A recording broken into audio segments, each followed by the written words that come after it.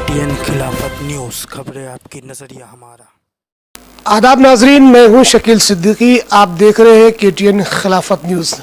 नाजरीन, इस वक्त मैं मौजूद हूं बाबरी मस्जिद एक्शन कमेटी के कन्वीनर ज़फ़र याब जिलानी साहब के साथ में।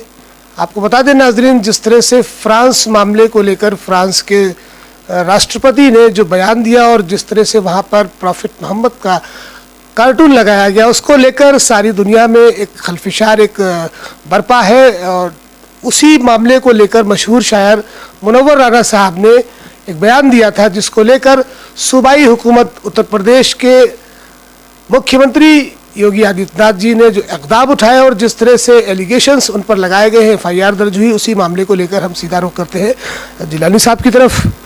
क्या कुछ है कानूनी मामला और क्या कुछ इसमें है, इसके लिए सीधा रुख करते हैं। जिलानी साहब, जिस तरह से सूबा की हुकूमत ने मुनव्वर राना साहब पर जो इल्ज़ामात आयद किए हैं, FIR दर्ज की है, संगीन इल्ज़ामात आयद किए हैं, उस बयान को लेकर जो उन्होंने फ्रांस के सदर कि जो बयान आए थे और वहाँ पर जिस तरह से कार्टून लगाया गया था प्रॉफिट मोहम्मद का, उसको लेकर क्या कहना है। देखिए, जहाँ तक FIR का ताल्लुक़ है तो मैंने ना तो उनका पूरा बयान सुना है या पढ़ा है और ना ही मैंने FIR देखी है, लेकिन मैं इतना कह सकता हूँ कि इस किस्म के मामलात में कोई भी बयान कोई सीरियस दफ़ा में जुर्म हिंदुस्तानी कानून के लिहाज से नहीं हो सकता है। मुनव्वर राना साहब ने क्या कहा, जो कि एग्जैक्ट वर्ड्स उनके हमने पूरी तफसील में नहीं जाने हैं, अखबारी ख़बर मैंने पढ़ी थी उनके बयान की, उसमें तो मुझे कोई ऐसी बात नहीं लगी कि जिससे कोई सीरियस जुर्म बनता हो। लेकिन अब FIR उन्होंने की है तो क्या किया है ये तो मुझे नहीं पता, लेकिन मैं नहीं समझता कि कोई उनके बयान से कोई सीरियस जुर्म बनता होगा। फिर भी चूँकि ये हुकूमत तो ज़ाहिर है चाहती है कि मुसलमान अपनी इनफरादियत के ताल्लुक़ से अपना तशख़्ख़ुस, अगर कोई उस पर हमला है तो उस पर कोई ज़्यादा जुर्रतमंदाना बयान न दें, इसलिए वो डराने के लिए ऐसा करती है। उसका कोई असर मेरा ख़्याल से न मुनव्वर राना साहब पे पड़ेगा न किसी और दूसरे लीडर पे पड़ेगा, कि जो ऐसे मामलों की मज़म्मत करेंगे और करते रहेंगे। हमेशा की है। रसूलुल्लाह सल्लल्लाहु अलैहि वसल्लम पर जब भी कोई ऐसी गुस्ताखाना ज़बान इस्तेमाल किसी ने की है, चाहे वो हिंदुस्तान में हो चाहे हिंदुस्तान के बाहर, तो हिंदुस्तानी मुसलमानों ने उसकी सख्त मजम्मत की है और वो आज भी कर रहे हैं और करेंगे आइंदा भी। मुनव्वर साहब ने जी न्यूज़ को एक इंटरव्यू दिया था, उसमें ये कहा था कि जिस शख्स ने कार्टून वहाँ पर लगाया था उसका सर कलम कर दिया गया, अगर मैं भी वहाँ पर होता तो शायद मैं भी ऐसा करता। इस बयान को लेकर उत्तर प्रदेश हुकूमत ने 498, 504, 506 इस तरह की धाराएं, 67 और 66 ये धाराएं उसमें लगाई हैं उन पर हजरतगंज थाने में। उसको लेकर उन्होंने कहा कि भले ही हुकूमत हमें सड़क पर या चौराहे पर गोली क्यों न मार दे, फांसी क्यों न मार दे, लेकिन हम अपने बयान से पीछे नहीं हटेंगे।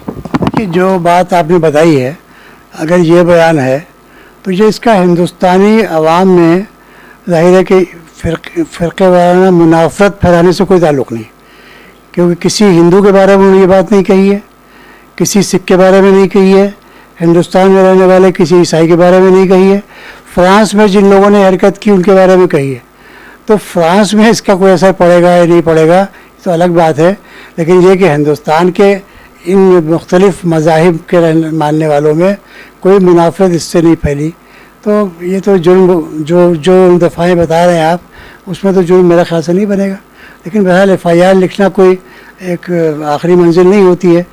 पुलिस सैकड़ों हज़ारों FIR ऐसी लिखती है जो बोगस होती हैं, अदालतें उस पर तनकीद भी करती हैं। तो लेकिन तो इसलिए FIR का लिखवाना ये तो एक मामूली अफसर लिखवाता है और उसकी जो कुछ सोच हो या उसका पर जो हुक्म हो उसके लिहाज से करता है। मैं नहीं समझता है कोई सीरियस मामला है। आपको आपको नहीं लगता है कि जिस तरह से हिंदुस्तान की हुकूमत और सूबे उत्तर प्रदेश की हुकूमत इस तरह के तमाम ऐसे मामले आते रहे, NRC को लेकर तमाम ऐसे इक़दाम उठाए यूपी सरकार ने, जिसमें कुछ शहरियों के पोस्टर भी चस्पा किए, आपने उस पर बात भी की थी, और तमाम ऐसे मामले हुए। ये अनकॉन्स्टिट्यूशनल तरीका जो अपनाया जा रहा है हिंदुस्तान में और उत्तर प्रदेश में, अगर कोई अपनी बात रखता है, क्योंकि कॉन्स्टिट्यूशन में साफ साफ लिखा है कि कोई भी अपने इजहार ख्याल को करने के लिए आज़ाद है। असल में ये तो बदकिस्मती है, सिर्फ हमारे हुकूमतों के लेवल पे नहीं बल्कि मीडिया के लेवल पर। मीडिया जब से मोदी साहब आए हैं तब से 90% मीडिया तकरीबन एक तरफा हो गया है, और हुकूमत की वो कोई सरजनिश और कोई उसकी मजम्मत करने के लिए आमादा नहीं इन चीज़ों के लिए। संवैधानिक अधिकार सिर्फ हमारे ही नहीं बल्कि तमाम पिछड़े, दलित, इन सब लोगों के छीने जा रहे हैं और उनको इसी तरीके से मुतासिर किया जा रहा है।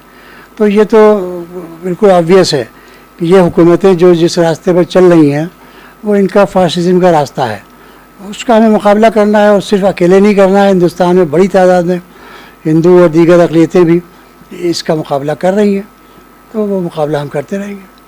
आपसे बात करने के लिए बहुत बहुत शुक्रिया। नाज़रीन, आपने देखा अभी हमने बात की बाबरी मस्जिद एक्शन कमेटी के कन्वीनर ज़फ़र याब जिलानी साहब के, कानून के जानकार हैं, और उन्होंने जिस तरह से जो जवाब दिया है, क्योंकि हिंदुस्तान में लाखों ऐसी FIR दर्ज होती है और तमाम ऐसे मामले हुआ करते हैं जो काबिले गौर नहीं होते हैं, और इस तरह से किसी मशहूर शख्सियत पर ऐसे इल्ज़ामात को आयद कर देना, ये हिंदुस्तान के आइन के तो ख़िलाफ़ है ही, इसके साथ साथ में जमहूरी जो कवानीन हैं उसके भी बिल्कुल ख़िलाफ़ जाता है। और ऐसे मामलों को लेकर सूबाई हुकूमत जो है, सूबाई उत्तर प्रदेश की हुकूमत है, उसे बचना चाहिए, और ऐसी शख्सियतों को इज़्ज़त अफजाई करने के बजाय उन पर ऐसे इल्ज़ामात लगाना कहाँ तक मुनासिब है ये वक्त बताएगा। फ़िलहाल के लिए इतना ही। KTN खिलाफत के लिए लखनऊ से शकील।